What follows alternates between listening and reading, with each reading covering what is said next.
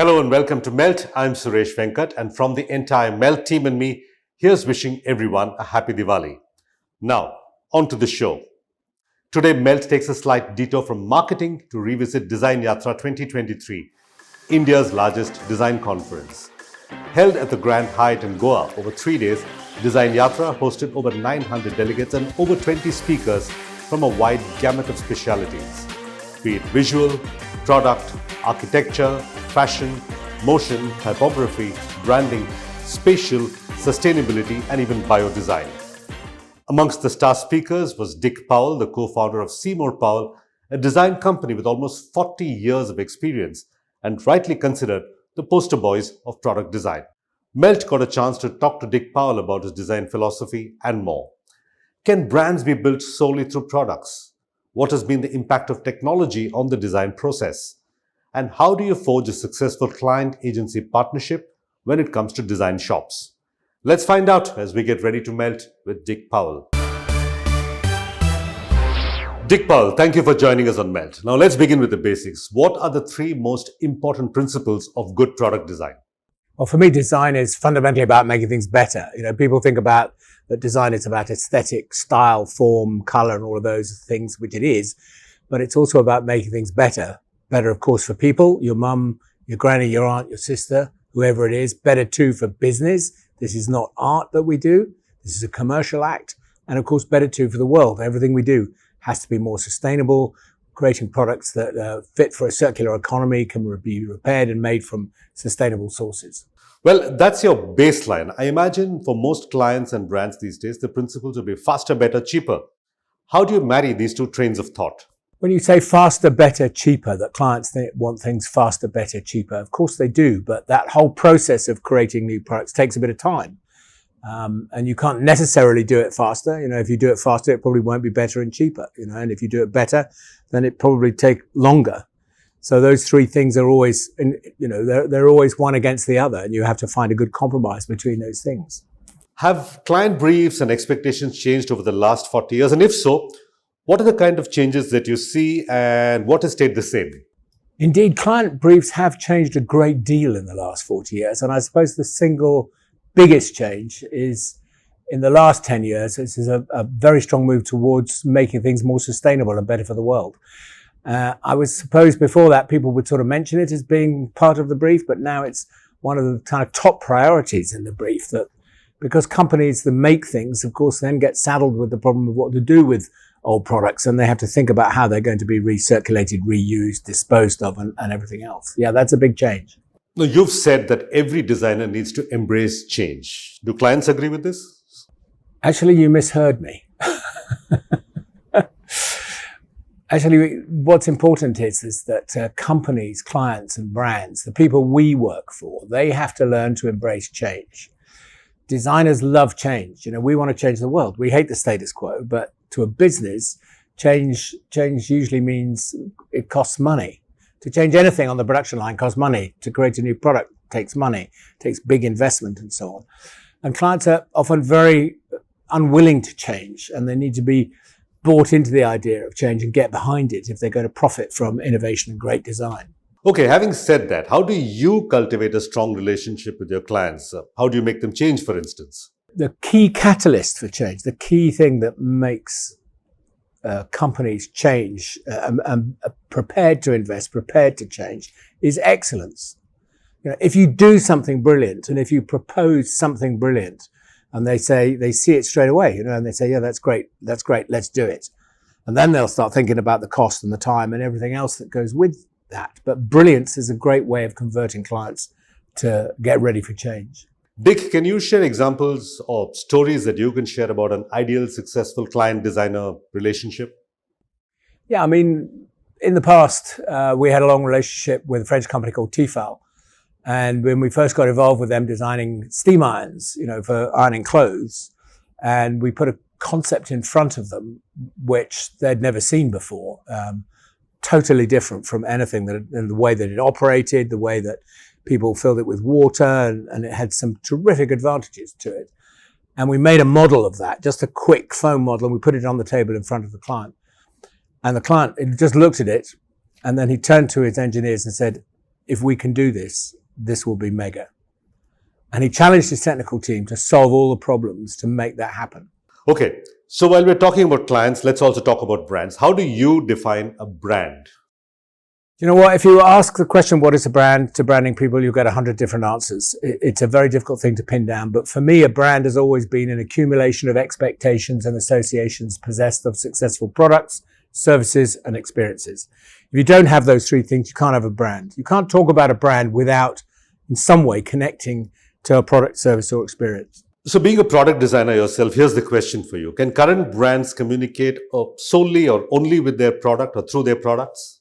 Let me respond by talking a little bit more about brands. The more intangible the brand, so let's say an insurance policy, for example, you can't really touch it, the more the branding construct is important. But when you come to a physical product, something that sits on your table or a physical thing, then clearly that product or thing is the best and single most important expression of the brand. If you take a car as a good example, you know, when you open the door and shut it, it tells you something about the quality of that vehicle, and that tells you something about that brand. So for me, the product is the brand. So then why do you think the brands fall into this trap of letting marketing or communications be the sole star of the brand?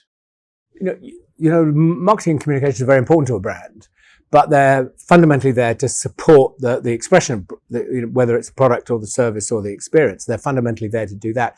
If you ask an ad guy to make an ad or create some comms or do an activation for something that's really terrible, like a really dreadful something or other, then no amount of spin or construct is going to save that. You know, it's crazy. The ad people would be better off saying, spend some money making that thing right before we start advertising it. But it's just an easy win, isn't it? To spend money on comms and advertising, and this easy win to notch things up to the next level and get, you know, more sales and so on. Okay, let's move on to research now. Now, you're fairly outspoken about consumer research. So why is research a trap for a brand?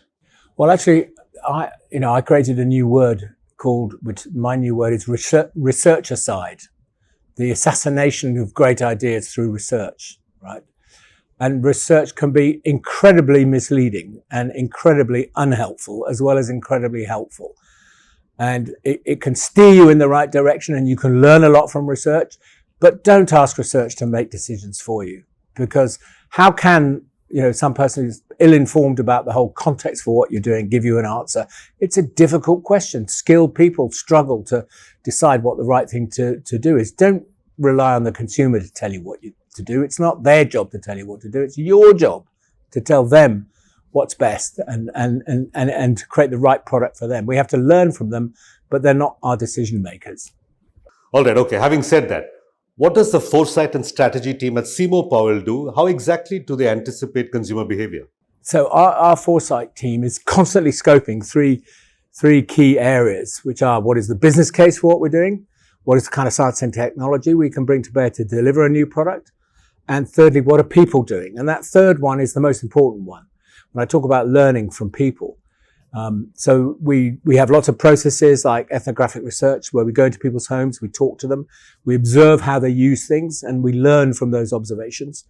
And a lot of that kind of work, that kind of research creates little small insights, little tiny things, which together you can piece together.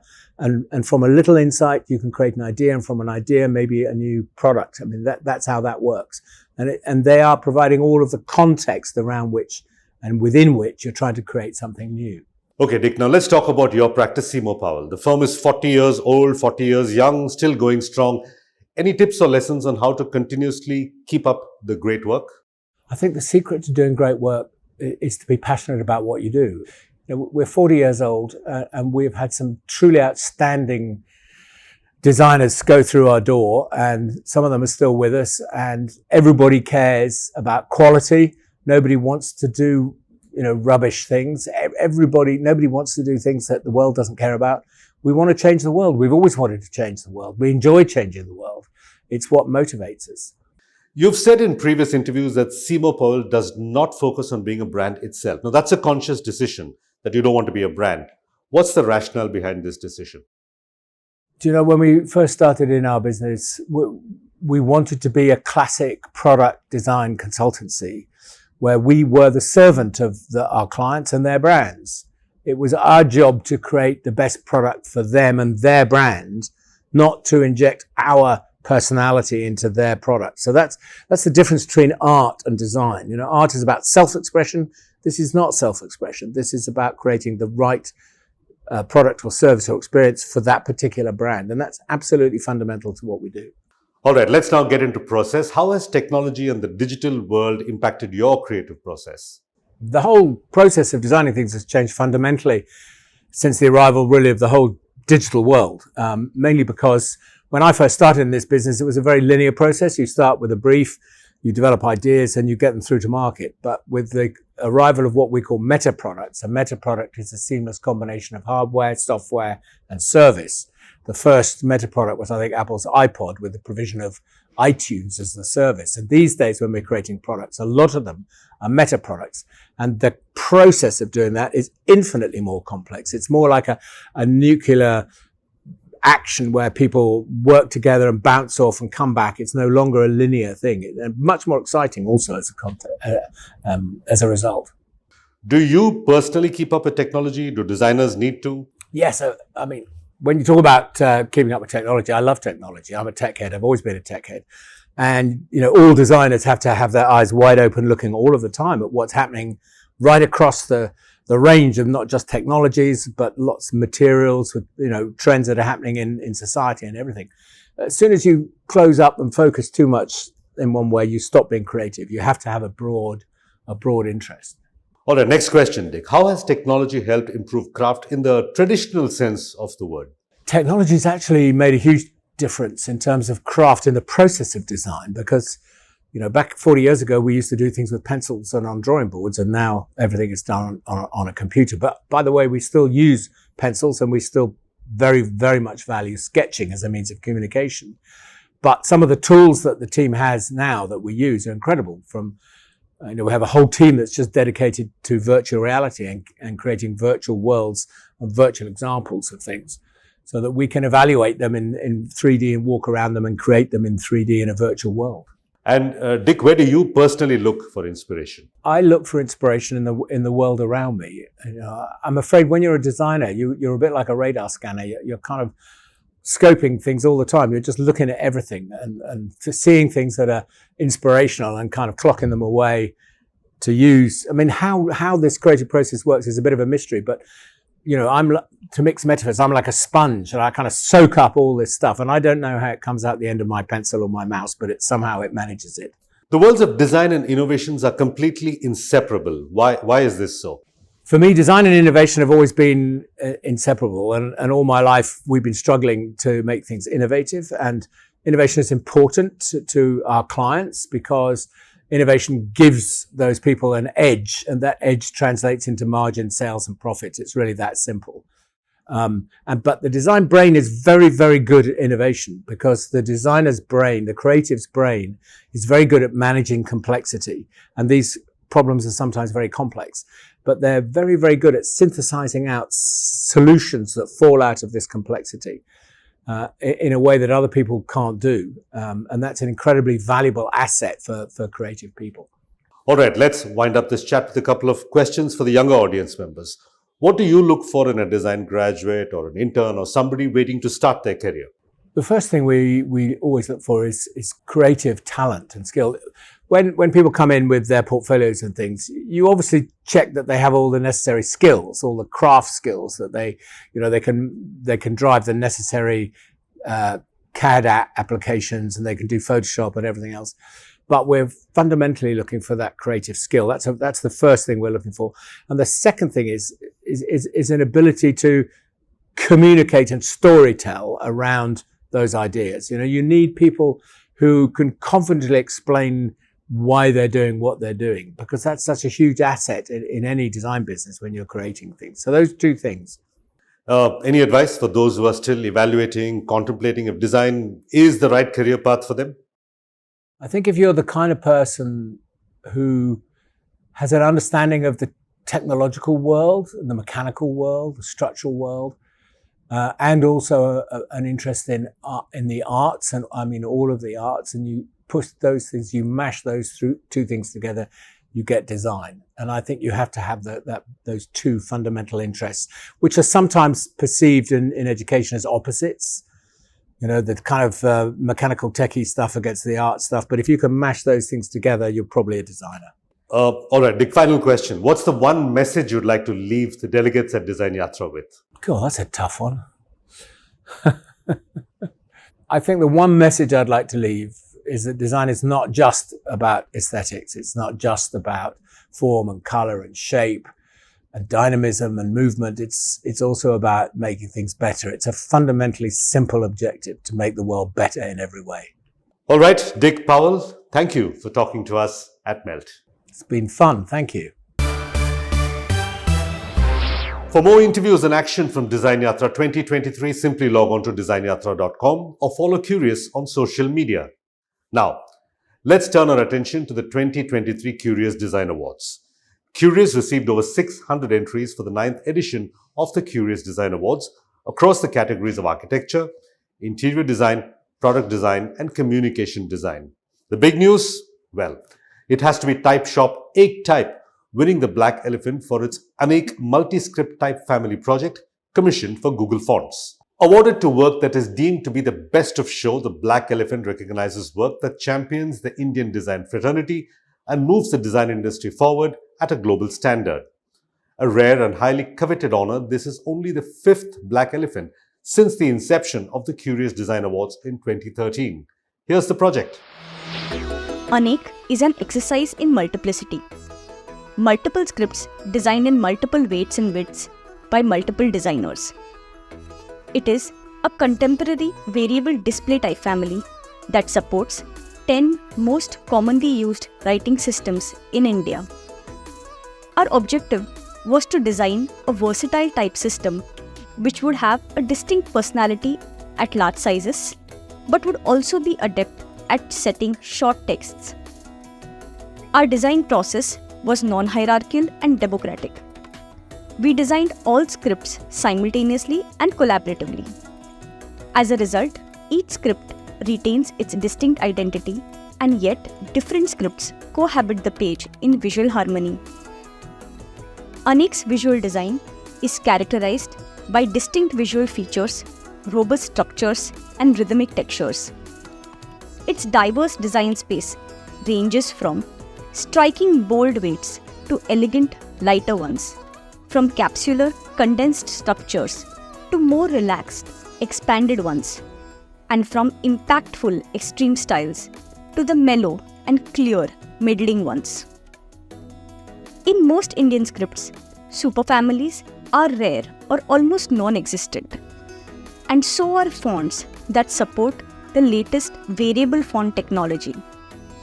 As an open source project, Anek opens new doors of typographic possibilities for regional script users in India. The strength of this project is the multilingual and variable aspect of it. But what we feel is more important is its contribution to the existing typographic palettes for each of these scripts and the scope it gives its users. Besides the Black Elephant, the 2023 Curious Design Awards also awarded over 20 Blue Elephants this year. Studio Big Fat won 3 Blue Elephants. Malik Architecture, The Irregulars Alliance, Ather Energy, Hanno, and Ek Type won 2 Blue Elephants each, while several agencies, companies, and designers and studios took home Blue Elephants, including Wari Batai, Stand Design, Borderless, Moshimbo, NH1 Design, Rohina Thapar, Bombay Duck Designs, Studio Cole, and Uno Moon Advertising. Congratulations, winners!